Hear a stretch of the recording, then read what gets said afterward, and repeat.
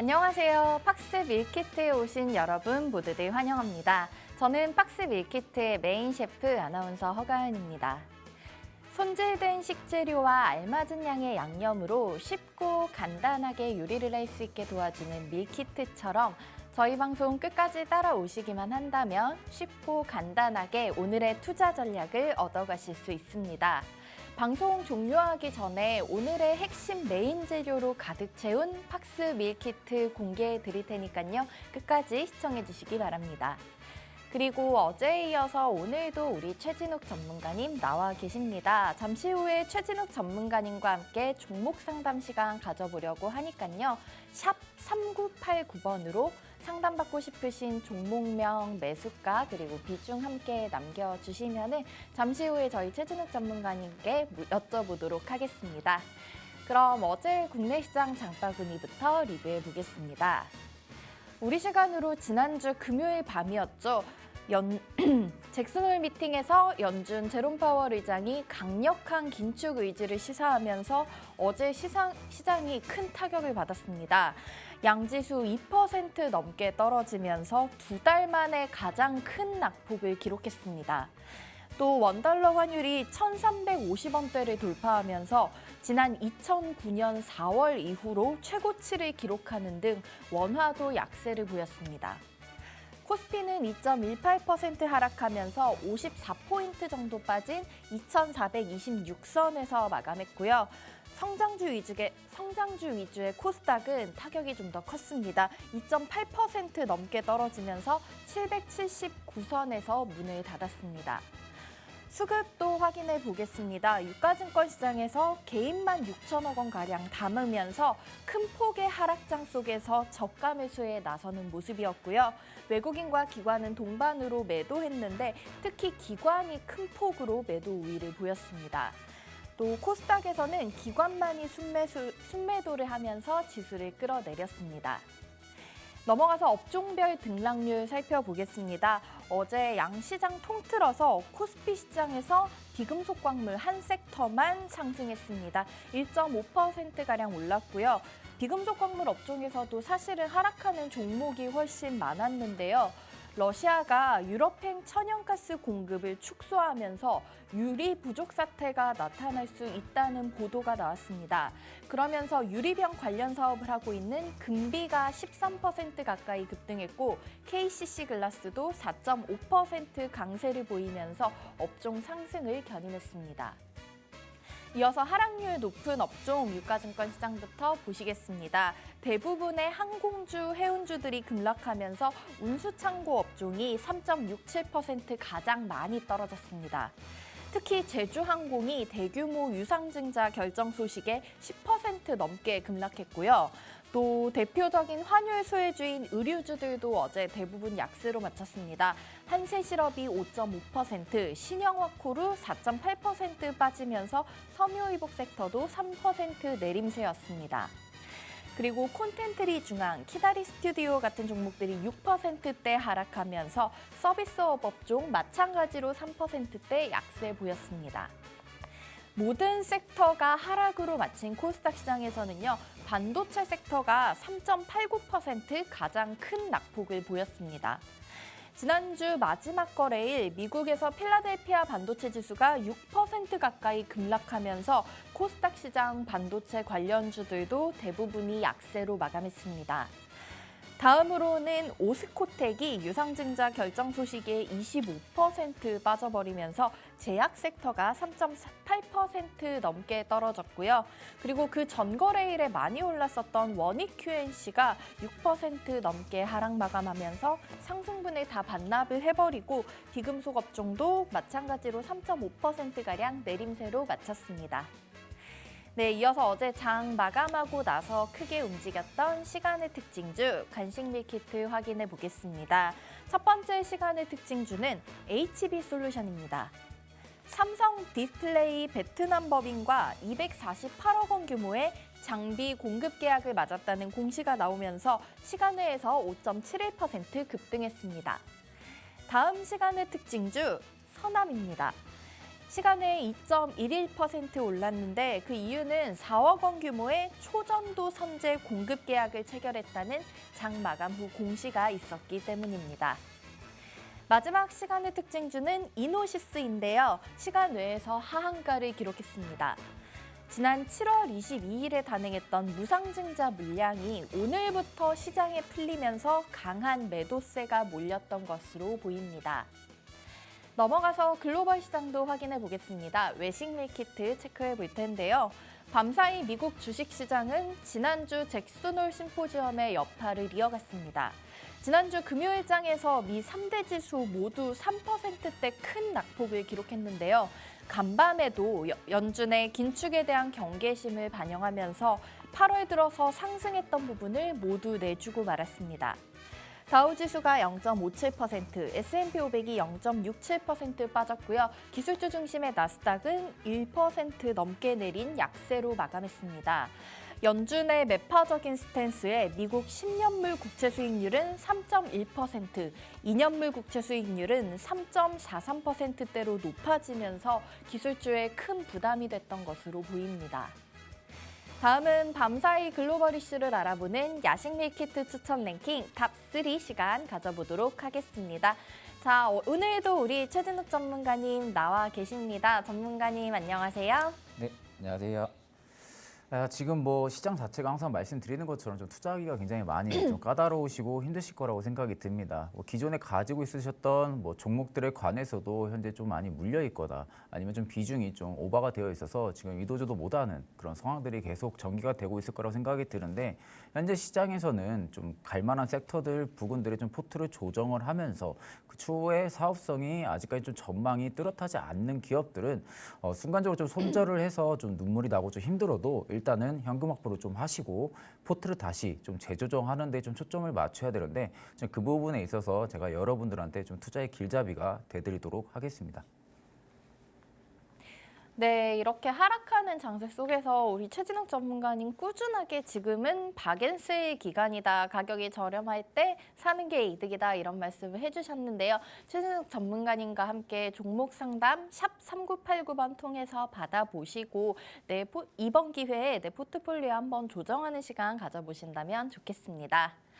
자, 야식 밀키트 추천 랭킹 오늘의 3위부터 확인해 보겠습니다. 3위는 리튬주에 주목을 하자 2030년까지 수요가 8배 성장할 것이라는 보도가 있었습니다. 글로벌 투자은행 UBS는 향후 리튬 가격이 장기적인 상승세를 이어나갈 것이라며 리튬 생산업체들을 주목하라고 조언했습니다.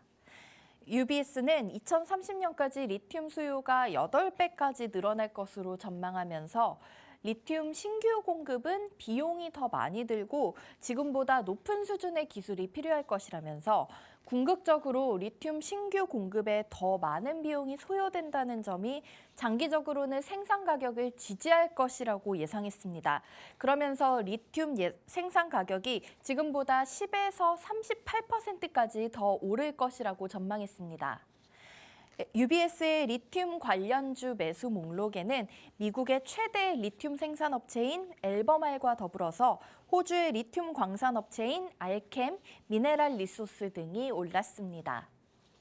자, 리튬은 2차 전지의 핵심 재료죠. 세계적인 전기차 생산 대란 속에서 한정된 자원에 대한 가격 경쟁은 피해갈 수 없을 것 같습니다. 미래까지 보지 않더라도 우리나라에서 당장 2차 전지, 배터리 관련주들의 상승세 꾸준히 이어져 오고 있는데요. 우리 시장에서 리튬 관련주들의 전망과 관련해서 좀 눈여겨볼 만한 종목들 우리 최진욱 전문가님께 여쭤보겠습니다. 네, 일단 이제 리튬 같은 경우는 이제 우리 전 세계 이제 원자재 중에서 좀 세 번째로 좀 가벼운 알칼리 금속이라고 좀 생각을 하시면 됩니다. 이 리튬 같은 경우는 에너지 밀도가 굉장히 좀 높아가지고 작고 가벼운 성질로 인해서 배터리 쪽에는 굉장히 좀 적합한 이런 금속 물질로 현재 알려져 있는데 이 리튬 같은 경우가 배터리만 지금 현재 들어가는 게 아니라 우리가 좀 쓰고 있는 휴대폰 그리고 로봇 이런 쪽으로도 많이 지금 투입이 되고 있는 상황이다 보니 지금 원자재 쪽 관련해서는 리튬 같은 경우가 지금 굉장히 좀 많이 부각이 되고 있다라고 생각을 하시면 되는데 리튬 어차피 이제 기술주들도 그렇고 현재로서는 공급망 차질이 꾸준하게 좀 지속이 되고 있습니다. 결국엔 지금 창고에 재고가 꾸준하게 쌓여 있고 수요가 꾸준하게 들어와 줘야 되는데 그 부분이 지금 되지 않다 보니까 지금 원자재 관련해서 지금 셧다운이나 이런 부분들로 우려감으로 인해서 지금 원자재 쪽이 다시 좀 초점이 맞춰지고 있는 부분인데 만약에 내가 원자재 쪽을 보신다고 하면은 좀 리튬이나 좀 구리 이제 금 이런 쪽을 좀 보시면서 좀 사료 이런 쪽보다는 오히려 지금 금속 쪽 좀 보시는 게 좀 맞다고 생각이 드는데 제가 이 여기에 있어가지고 좀 한 가지 좀 이야기를 드리게 되면 좀 코스모 화학 다들 좀 아실 겁니다. 자 코스모 화학 같은 경우는 원래 이산이 티타늄 이쪽에 대한 좀 제조업을 영위를 했었는데 에코캠을 이번에 흡수 합병을 하면서 황산 코발트까지 같이 좀 사업을 영위를 하고 있습니다. 그런데 지금 코스모 화학 같은 경우는 이 폐배터리 사업에 좀 투자 리사이클링 분야에 다시 뛰어들면서 리튬 추출의 좀 초기 사업으로 좀 진출한 기업입니다. 그래가지고 코스모화학이 저번에도 이런 리튬 쪽으로 좀 부각이 받아서 큰 상승세를 보여줬었는데 앞으로 원자재 관련해서 그리고 금속 물질 관련해가지고 꾸준하게 이슈화가 된다면 오히려 좀 코스모화학 쪽이 좀 단기적인 수혜가 예상이 되기 때문에 코스모화학 정도 조금 집중해서 보시면 좋을 것 같습니다. 네, 리튬 같은 경우에는 2차 전지, 배터리뿐만 아니라 저희가 자주 사용하는 휴대폰이나 이제 앞으로 각광받을 로봇에도 많이 사용되는 금속인데요. 이제 좀 원자재 관련해서 시장에 리튬, 구리, 금속 이런 부분에 집중을 해보면은 어떨까? 그리고 관련해서 이제 종목도 알려주셨는데요. 코스모 화학이 현재 폐배터리 관련해서 새로운 산업들을 많이 시도를 하고 있고 또 리튬의 이제 발굴에 대해서 관심이 많은 기업이기 때문에 여러분도 관심 가져보시면 어떨까 이런 생각이 듭니다. 자, 오늘의 아식 밀키트 추천 랭킹 2위도 이어서 바로 확인해 보도록 하겠습니다. 국민의 40%가 코인을 보유하고 있는 싱가포르가 개인 투자를 제한한다는 보도가 나왔습니다. 아시아의 금융 허브인 싱가포르에서 개인 투자자의 암호화폐 거래를 제한하는 방안을 추진하고 있습니다. 가상자산 투자에 따른 위험을 비이성적으로 망각하고 있는 투자자들이 늘어나고 있는 만큼 개인 투자자들의 가상자산 거래를 어렵게 만드는 규제를 당국이 내놓을 것으로 보입니다. 싱가포르 금융관리청은 전 세계 규제 당국들도 이 같은 조치를 검토 중이라면서 가상자산에 투자하려는 개인들을 상대로 고객 적합성 테스트를 실시하도록 하거나 가상자산 거래 시 레버리지나 신용 공여를 이용하는 것을 제한하는 조치들을 포함시킬 수 있다고 설명했습니다. 현재 싱가포르 국민 가운데 40%가 가상자산에 투자하고 있으며 투자자의 78%는 비트코인, 50%가 이더리움, 25%는 도지코인을 보유하고 있습니다. 자, 지난 수년간 중국과 인도 등의 디지털 자산 서비스 관련 기업을 유치하기 위해서 노력해온 싱가포르인데요. 지금은 싱가포르에 거점을 둔 일부 글로벌 암호화폐 기업이 디폴트에 빠졌고 소비자 보호와 규제 당국이 가이드라인 밖에 있어서 우려가 큰 상황이라고 합니다. 가상자산의 규제와 관련해서 많은 나라들의 고민이 깊은 것 같은데요. 이러한 조치가 암호화폐 시장에 미칠 영향에 대해서 설명 한번 들어보겠습니다. 일단 지금 이제 가상 자산, 이게 블록체인 시장 같은 경우는 좀 주식 시장이랑 조금 다르게 생각을 하셔야 됩니다.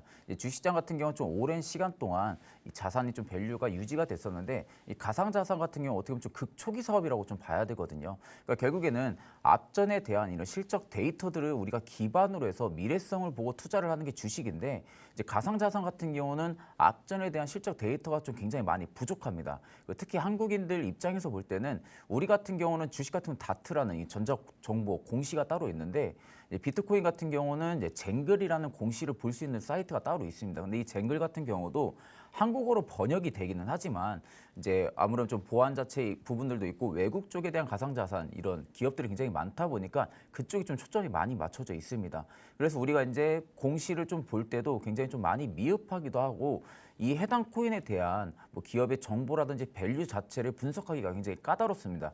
그래서 이제 트레이더들 입장에서 이런 트레이더분들이 좀 가상자산 쪽으로 좀 많이 많이 넘어가는데 지금 전 세계적으로 규제를 좀 많이 하고 있어요. 그리고 제가 최근에도 좀 뉴스를 봤는데 모 거래소에서도 이제 우리나라 같은 경우 업비트, 빗썸 이렇게 국내 자산 거래소가 있는데 이쪽에 대한 출금 부분에 좀 이용 제한을 둔다고 하더라고요. 그러니까 결국에는 모 거래소에서 레버리지를 활용을 해서 해외 선물, 이제 선물처럼 이런 가격 거래를 할 수가 있는데 그 거래소에서 지금 업비트랑 그리고 빗썸 쪽에 대한 거래 제한을 규제를 지금 시작을 하면서 결국에는 지금 거래소로 지금 출금 자체를 막는다는 겁니다. 해외 거래소에서. 자, 그 말은 즉슨 지금 전 세계가 초점을 맞추고 있는 게 가상자산 규제거든요. 그러니까 이 부분이 왜 그러냐면은 자금 세탁 부분들도 굉장히 이슈가 많았었습니다. 그리고 범죄 행각. 쉽게 말해서 우리가 이제 컴퓨터에 어떤 프로그램을 설치를 했는데 순간적으로 디도스 공격을 받아서 해킹을 당해가지고 우리가 좀 중요하게 생각하는 문서들이 한순간에 좀 잠금, 암호화가 되는 경우들이 비일비재하게 좀 나타나고 있습니다. 근데 이 부분에 있어서 우리가 이제 어떤 브로커를 통해서 이렇게 뭐 풀려고 하면은 결국에는 가상자산을 받거든요. 그러니까 현금으로 받게 되면은 이력이 남기 때문에 결국엔 블록체인, 즉 가상자산, 코인으로 받는다는 건데 코인으로 받게 되면 그만한 이력이 남지가 않잖아요. 그러니까 그런 부분들이 지금 계속 나타나고 있는 상황이다 보니까 각국에서도 가상자산에 대한 지금 확실한 규제가 잡혀있지 않는 상황이고 그래서 지금 이야기가 나온 상황 속에서 가상자산에 대한 규제는 지금 갈수록 조금 더 강화가 될 가능성이 굉장히 좀 크다.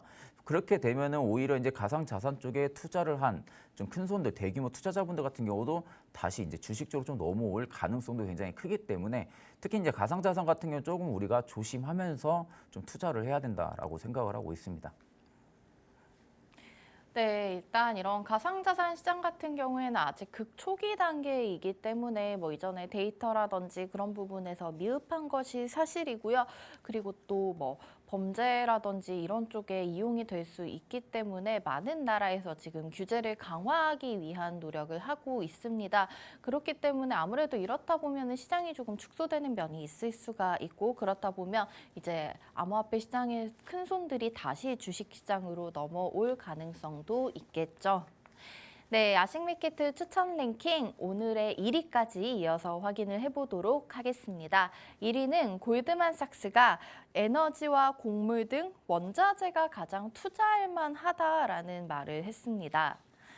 골드만삭스는 인플레이션이 거의 통제 불능 상태라면서 에너지와 곡물 같은 원자재가 수십 년 만에 수요가 공급보다 많고 공급이 타이트한 시장이기 때문에 현재 가장 투자할 만한 자산군이라고 밝혔습니다. 원자재 같은 경우에는 재고 소진 위험이 현재 글로벌 경기 침체 위험보다 더 크다고 주장하면서 재고가 추가로 축소될 경우에는 투자자의 상품 투자 수익은 더 높아질 가능성이 크다는 분석입니다. 또 최근 석유에 대한 투자 부족이 중장기적으로 석유 부족으로 이어질 수 있기 때문에 매력적인 장기 투자의 진입점이고 세계를 대표하는 곡창지대인 우크라이나는 전쟁과 기후변화로 2023년 세계 식량 공급 상황이 악화될 것이라고 전망했습니다. 네, 인플레이션 피크아웃에 대한 기대감이 한동안 나오다가 주말 사이 연준 파월 의장의 짧은 연설로 인해서 세계 경제 시장에 다시 찬물이 끼얹어진 것 같습니다. 9월 FOMC에서 금리가 또 큰 폭으로 오를 수 있을 것으로 점쳐지고요. 우리나라도 그 기조를 따라가겠죠.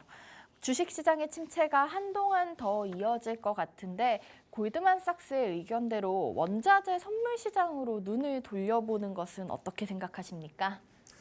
자, 일단은 이제 월가 측에서 지금 제시한 것은 이 경기 침체가 지금 오려면 아직 멀었다. 그렇기 때문에 지금도 늦지 않았으니까 원자재를 담아야 된다라는 좀 취지로 좀 해석을 하시면 되는데 일단 이 부분은 지금 연준 측에 대한 초점이 좀 맞춰져 있죠. 그러니까 연준이 지금 인플레이션에 대한 둔화가 나타나고 있어도 금리 인상을 쉽게 꺾이지는 않을 겁니다. 결국에는 확실한 수치까지 내려오지 않는 이상은 연준에 대한 금리 인상도 고점에서 꾸준하게 머물 가능성도 굉장히 큽니다. 근데 다만 반대로 생각해서 이 인플레이션에 관련된 이 부분이 있어가지고 조금씩 완화가 된다면은 당연히 금리 인상도 그때 가서 또 빠르게 내릴 수가 있거든요. 그러니까 지금 어떻게 보면 지금 현재 시점에서 보면은 월가 측의 이야기도 맞습니다. 그러니까 현 시점만 봤을 때는 원자재를 담는 게 당연히 맞는 거고 왜냐하면 지금 러시아랑 우크라이나 이 전쟁 때문에 공급망 차진 부족이 꾸준하게 이어지고 있다 보니까 거기에 글로벌 경기 침체, 그리고 인플레이션, 금리 인상, 통화 정책 이런 부분들이 맞물려서 한 번에 다 온 겁니다. 그러다 보니까 이제 그런 상황에서 원자재 쪽이 당연히 튈 수밖에 없는 상황이고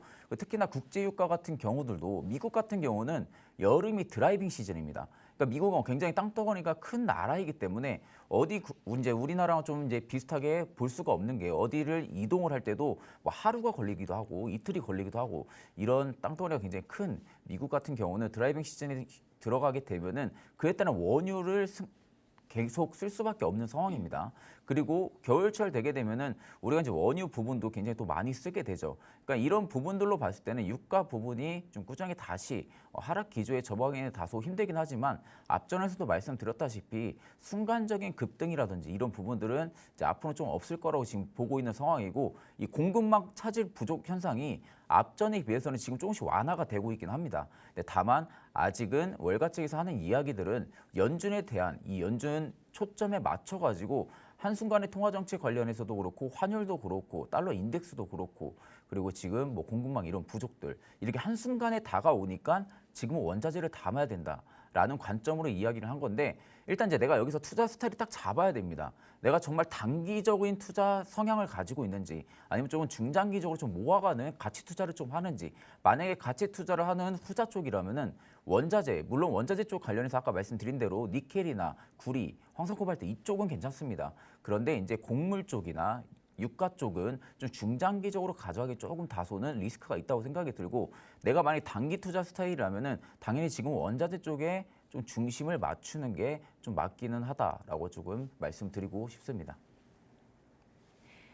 네, 워낙 뭐 땅이 넓은 미국 같은 경우에는 원유 소비량이 뭐 많을 수밖에 없고요. 지금 우크라이나에서 전쟁이 벌어지고 있기 때문에 공급망에 어려움을 겪고 있는 상황도 맞기 때문에 원자재 시장이 지금 주식 시장보다 조금 더 좋을 것으로 전망이 되는 것은 맞지만 이제 함부로 뛰어들기보다는 본인의 투자 스타일을 잘 파악하시는 것이 좋을 것 같습니다. 내가 조금 단기적인 트레이딩이 강하다라고 생각을 하시면은 원자재 시장 투자해볼 만한 가치가 있을 수 있지만 중장기적인 투자 계획 가져가시는 분들께서는 조금 위험하지 않을까 하는 의견을 제시해 주셨습니다.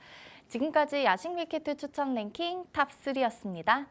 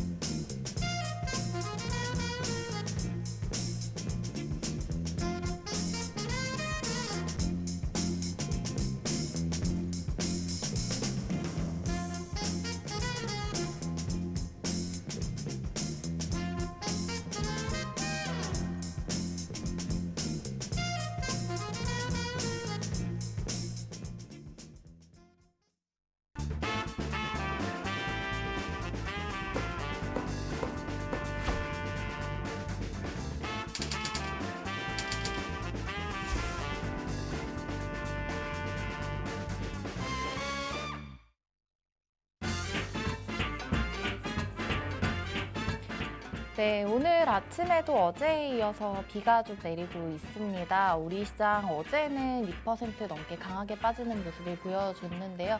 미국 같은 경우에도 지난주 마지막 거래일에 3% 넘게 상대지수가 모두 좀 강하게 빠졌다가 어제도 물론 하락장이긴 했지만 그 정도는 아니었어요.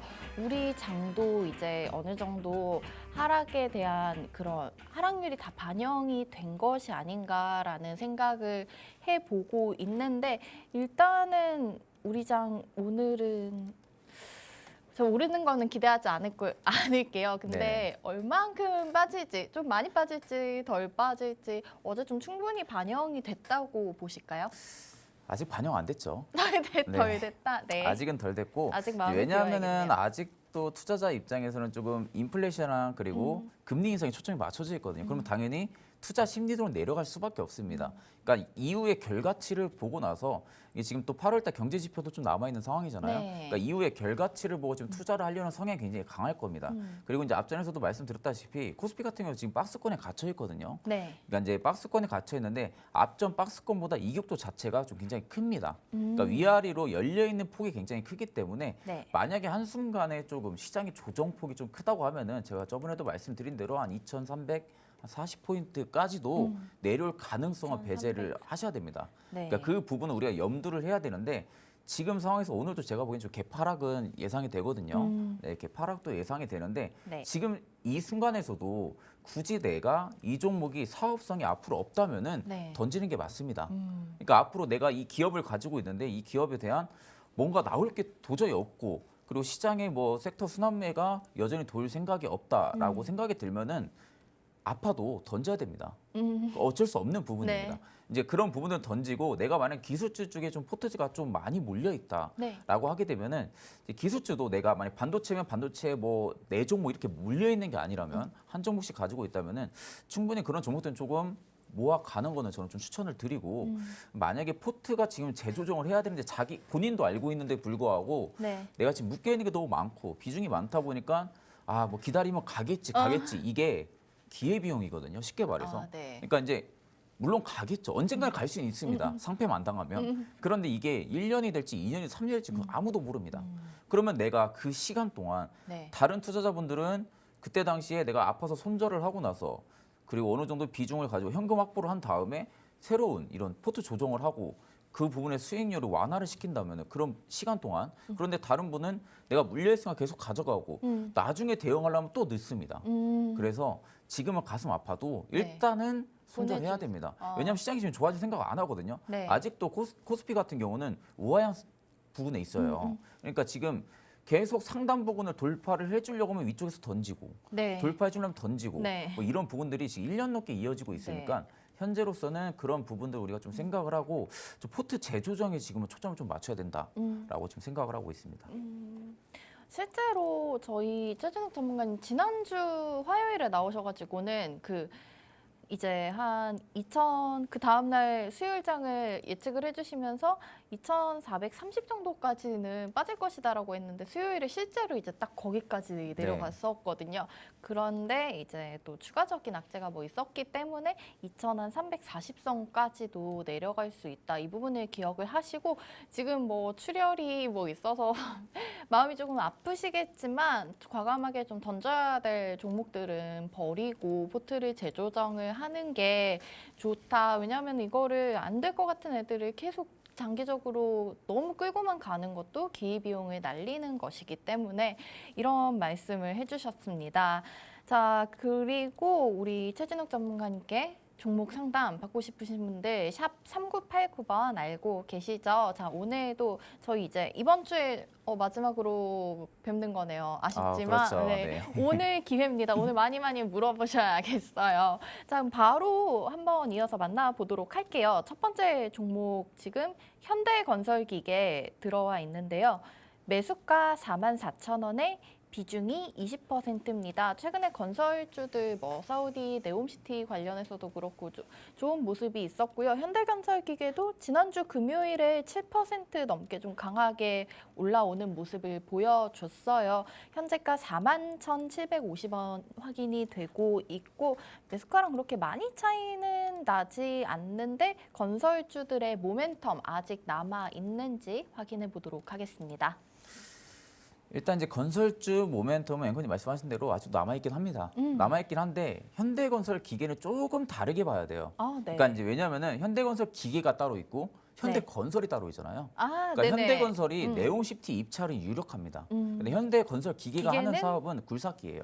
아, 그렇죠. 어쨌든 땅을 파긴 파야 그래서 되는데 땅을 파는 건데 이게 이제 어떻게 보면 장비를 쓸 수는 있겠죠. 네. 이게 그분이 호재로 받아줄 수는 있는데 조금 네옴시티 다르다. 관련해서 현대건설이 오히려 조금 더 부각은 받을 거예요. 근데 이제 현대건설 기계가 네. 우리가 현대건설 기계를 초점을 맞춰야 되는 건 지금 보기에는 기관이랑 외국인도 좀 다시 들어오고 있거든요. 네. 이건 뭐냐면은 중국이 지금 계속 경기 부양을 하고 네, 있거든요. 네. 그러면서 우리가 이 굴삭기 부분은 현대건설 기계가 중국 쪽에 굉장히 수출을 많이 합니다. 굴삭기를. 네. 이게 굴삭기 같은 경우는 현대건설기가 있고 두산 인프라코어가 있고요. 네. 그리고 볼보가 있습니다. 총 세 곳이 굴삭기 시장에서 점유율이 가장 높은데 이번에 또 현대건설기가 인도 측에 네. 초기 사업으로 굴삭기를 지원을 했는데 네. 이번에 점유율을 또 1등을 했거든요. 그러니까 이런 부분들 굴삭기는 어차피 우리가 쓸 수 있는 게 굉장히 많아요. 우크라이나 재건에서도 굴삭기를 쓰겠죠. 그렇네요. 그렇게 그렇죠. 움직이네. 그럼 네. 이제 당연히 대기업들이 달라들 수밖에 없는 거예요. 그러면은 거기에 대한 예약 계열사인 현대건설기계에 굴삭기가 지원이 될 거고, 그리고 네옴시티 쪽에서도 만약 현대건설이 입찰이 되면은 네. 오늘 보니까 그 컨소시엄을 개최를 하더라고요. 네, 맞아요. 네옴시티 해서 이제 막 그 부분에 좀 현대건설 저는 좀 유력하다고 보는 게 앞전에서도 네옴시티 관련해서 입찰을 한 적이 있어요. 이력이 있기 때문에 아마 현대건설이 될 확률이 굉장히 높다고 봅니다. 저는. 네. 이제 그렇게 되면 당연히 현대건설 측에서도 현대건설 기계의 굴삭기를 지원을 그렇죠. 하겠죠. 그 같이 끌고 가야죠. 그렇죠. 이게 지금 차트 모습만 딱 봐도 다시 상승 기조 유턴해 주려는 구간이에요. 그러니까 유턴해 주려는 구간이고 턴어라운드가 다시 나와줄 구간이기 때문에 네. 하반기 때는 매출적으로도 충분히 현대건설 기계가 다시 호황기가 들어설 수가 있다. 네. 내년 전반기까지도 저는 좀 전망이 밝게 보고 있거든요. 오. 그래서 지금은 41,550원 밸류를 유지를 해주고 있으니까 네. 36,300원대를 지지 라인으로 마지막 잡으시고 지금 평단가가 44,000원, 네. 매수가가 44,000원이시잖아요. 네, 맞아요. 44,000원이면 아직은 추가 매수까지 할 이유는 없다고 생각을 합니다. 이게 왜냐하면 지금 현재 평단이랑 가지고 있으신 평단이랑 그 별 차이가 안 나기 때문에 현재로서 그냥 홀딩 쭉 이어가시고 비중이 이제 20%시니까 네. 쭉 이어가신 다음에 46,600원 라인대 이 레인지를 1차 비중을 좀 축소하는 거로 잡는 거죠. 네. 그리고 여기를 만약에 지지를 해주면 5만 원대 이상까지 저는 바라보라고 말씀드리겠습니다. 오.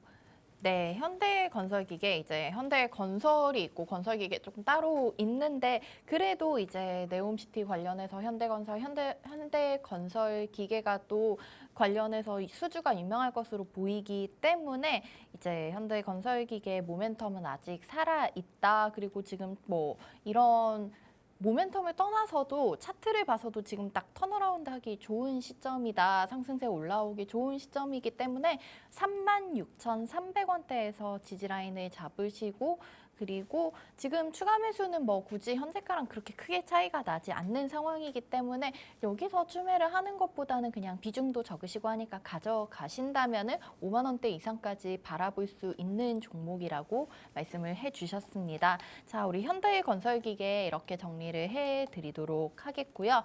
다음 종목도 현대 관련된 기업인데요. 현대글로비스 여기는 이제 뭐 해운 자동차 이쪽을 맡고 있죠. 현대글로비스가 19만 원에 매수를 하셨고 비중은 30%인데 해운업계 그 황금 사이클 저번에 이제 저희 최진욱 전문가님께서 조선주들 이제 슈퍼사이클에 대해서 얘기를 해주셨는데 그런 부분에 대한 기대감을 가지고 현대글로비스 매수를 하셨다고 보내주셨습니다.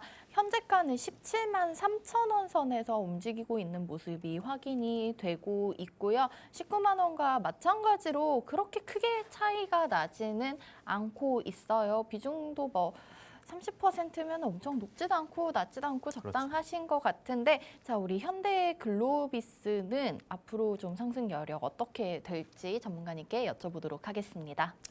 저는 일단 이제 하반기 들어서 유망하게 보는 업종 중에 하나도 해운입니다. 해운 같은 경우는 지금 굉장히 좀 유망하게 보는데 그중에 네. 현대글로비스 같은 경우는 2분기 때 생각보다 기대치를 좀 상회를 했거든요, 실적이. 오, 네. 근데 이게 왜냐면은 현대글로비스를 좀 우리가 접근할 때 딱 봐야 될 건 뭐냐면은 현대글로비스가 해운업의 초기 사업에 진출할 때 당시에 점유율이 한 8% 정도밖에 안 됐어요. 네, 그런데 이번에 정말 크게 수혜를 많이 봤어요. 자동차 운반선에서. 네. 자동차 운반선에서 5배 이상이 뛰었습니다. 60%의 점유율을 지금 이번에 달성을 와, 했거든요. 네. 그 60%라는 것은 자동차 운반선에서 60%면 굉장히 큰 수치입니다. 이게 작은 수치가 절대 아니고 네. 그러니까 당연히 이 부분은 환율 효과도 분명히 봤을 거고 네. 그리고 물류비 이 부분도 분명히 효과를 많이 봤을 겁니다. 왜냐하면 이제 수출을 하는 기업 입장에서는 고환율이 수혜거든요. 네, 왜냐하면 맞아요. 우리가 가서 달러로 바꿔서 이렇게 오잖아요. 그러니까 달러가 당연히 높아지고 그 가치, 자산 가치가 굉장히 높아지기 때문에 네. 수출하는 기업 입장에서 당연히 호재일 수밖에 없습니다.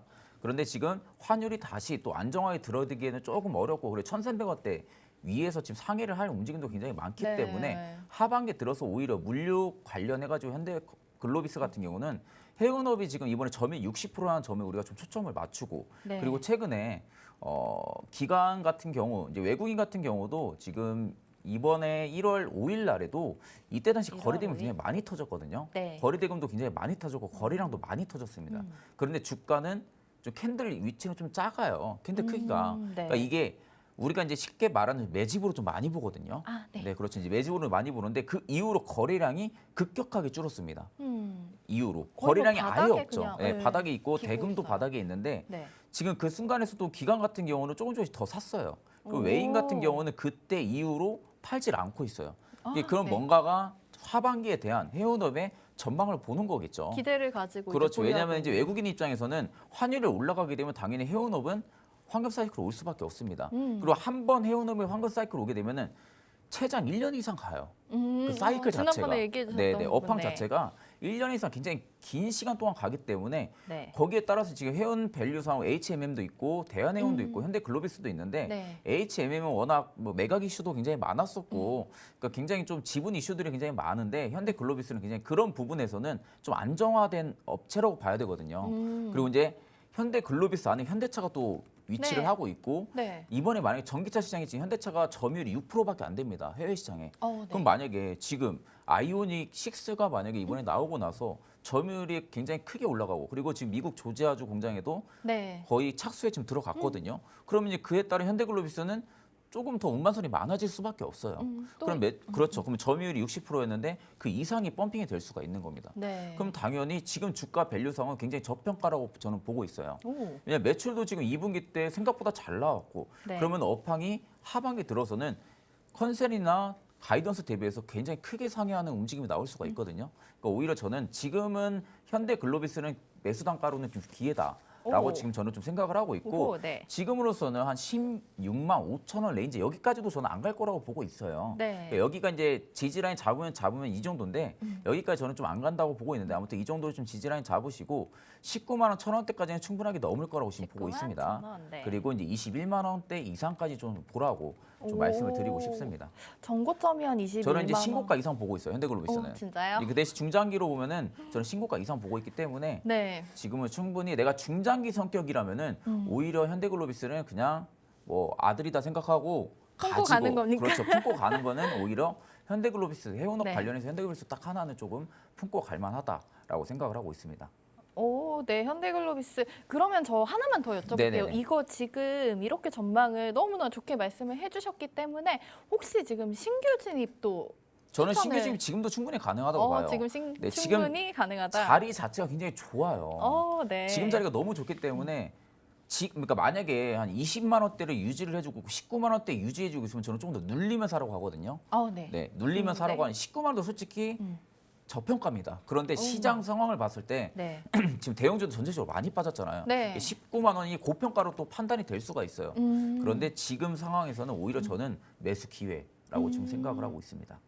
우리 최준혁 전문가님께서 계속 말씀을 해주시는 지금 박앤세일의 기간인데 이렇게 좋은 종목 같은 경우에는 장이 이렇게 빠졌을 때 또 저렴한 가격으로 한번 그렇죠. 담아보시면 어떨까? 계속 얘기하셨던 포트 재조정에 이런 종목들 가지고 가보시면 어떨까 하는 생각이 들고 있습니다. 자, 현대글로비스 정리해 드리겠습니다. 매수가 19만 원에 비중 30%라고 남겨주셨는데요. 현재 지금 뭐 자동차 운반성 관련해서 60% 정도의 굉장히 높은 점유율을 가지고 있고 당연히 이제 현대차 미국 공장에도 우리 현대글로비스 계열사를 통해서 이제 이동을 하게 되겠죠. 그리고 이 글로비스 같은 경우에는 이런 수출을 많이 하는 업종들은 환율이 높으면 높을수록 수혜를 보게 되죠. 지금 또 어제 환율 1,350원 선까지 돌파했고 어디까지 또 좀 올라갈지 모르는 상황에서 이런 이제 섹터들은 수혜를 많이 볼 수 있는 업종인 데다가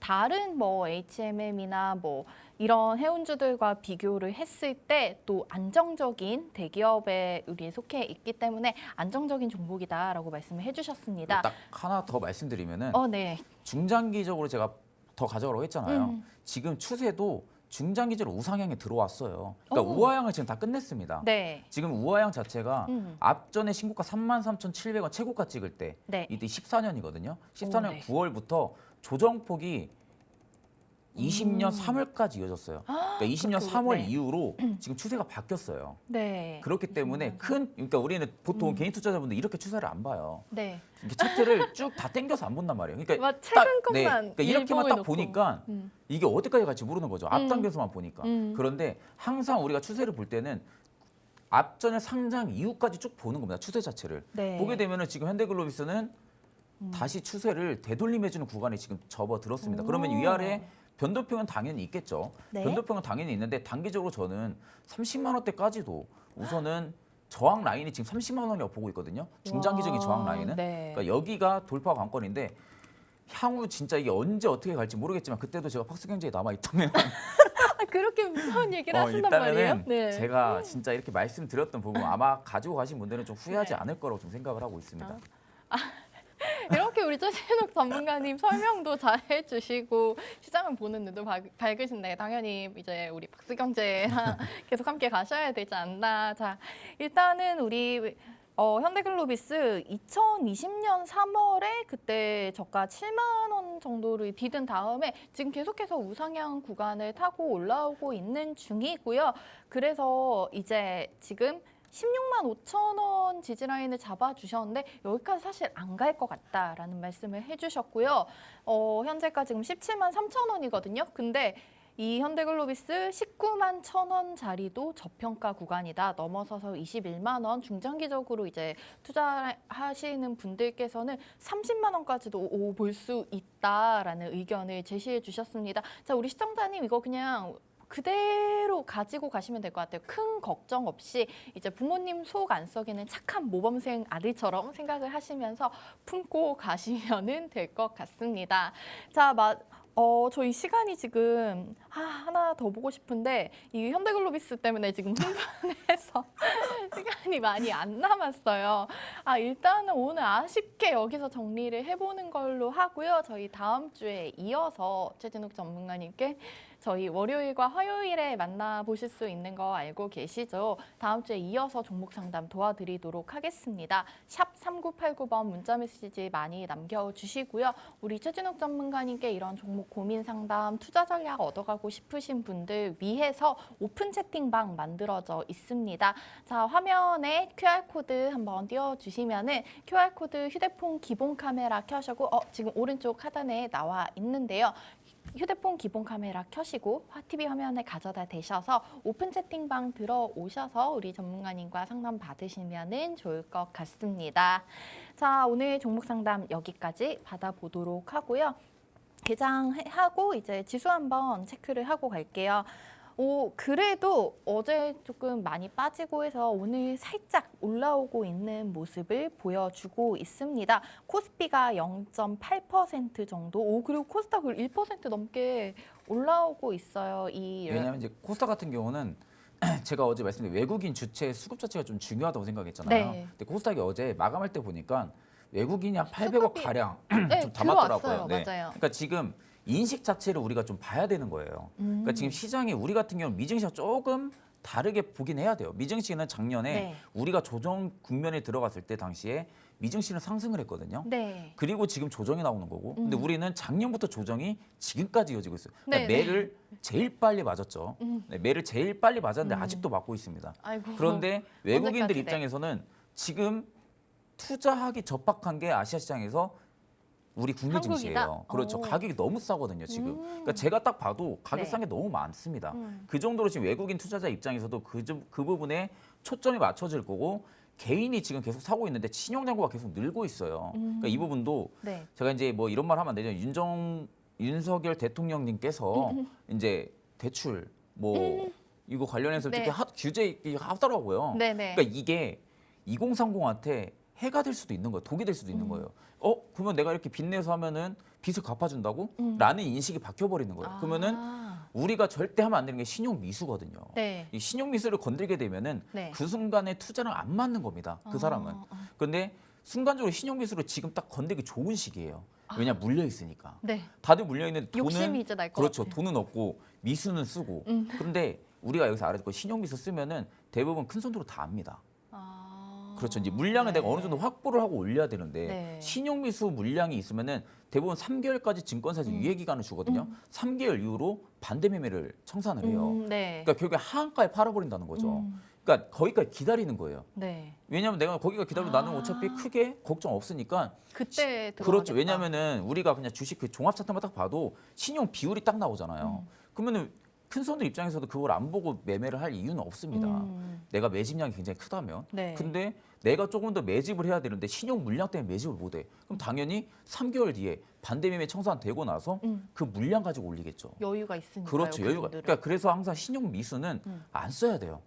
절대 쓰면 안 됩니다. 네. 근데 신용자가 지금 계속 올라가고 있다는 것은 네. 정부 측에서도 조금 저는 잘못이 있다라고 보거든요. 왜냐하면은 2030한테 뭐 빚이 많으니까 빚을 갚아줄 테니까 그렇게 해라라는 것 자체 취지가 좋게 생각하면 좋은 취지입니다. 좋게 생각하면 어떻게 하면 좀 새 도약을 할 수 있게. 그런데 나쁘게 생각하면 투자자 입장에서 그런 쪽에 혹할 수도 그렇죠. 있어요. 혹할 수밖에 없죠. 내가 지금 그러면 빚을 더 내서 해도 되겠다라는 생각이 바뀔 수가 있어요. 그러니까 항상 그 부분은 우리가 신용 밀수는 꼭 조심해서 네. 매매를 하시길 바라겠습니다. 네, 뭐 이제 작년, 뭐 재작년부터 약간 B2 이런 네, 용어까지 그렇죠. 생길 정도로 이제 빚내서 투자하는 그런 현상들이 발생을 하고 이제 신용 매수에 대한 또 규제가 풀리게 된다면은 그래도 이거는 저희가 투자에 좀 적합한 입장은 아니지 않나 이런 조금 도움이 되는 또 말씀을 해주셨고요. 자, 우리 최준욱 전문가님, 자, 시간이 지금 5분밖에 안 남아서 이제 우리 박스 밀키트 정리를 해보러 가야 될 것 같은데 듣고 싶은 얘기가 너무 많은데 아쉽지만은 또 다음 주를 위해서 기약을 해보도록 하고 이제 오늘의 최준욱 전문가님 추천해주시는 박스 밀키트 메인 재료 정리를 해보러 가보도록 하겠습니다.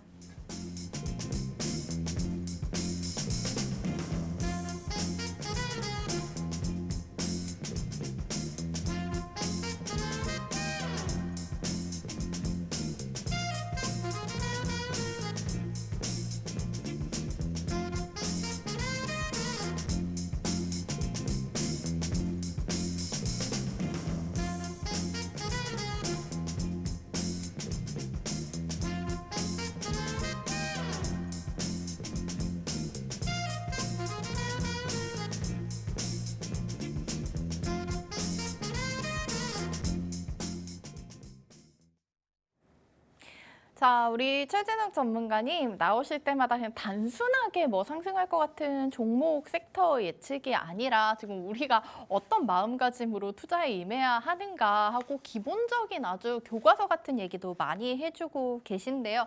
자, 이런 최진욱 전문가님께서 추천해 주시는 오늘의 메인 재료 더욱더 믿을만 하겠죠? 바로 들어보도록 하겠습니다. 오늘의 박스 밀키트 주재료 어떤 거 준비해 주셨을까요?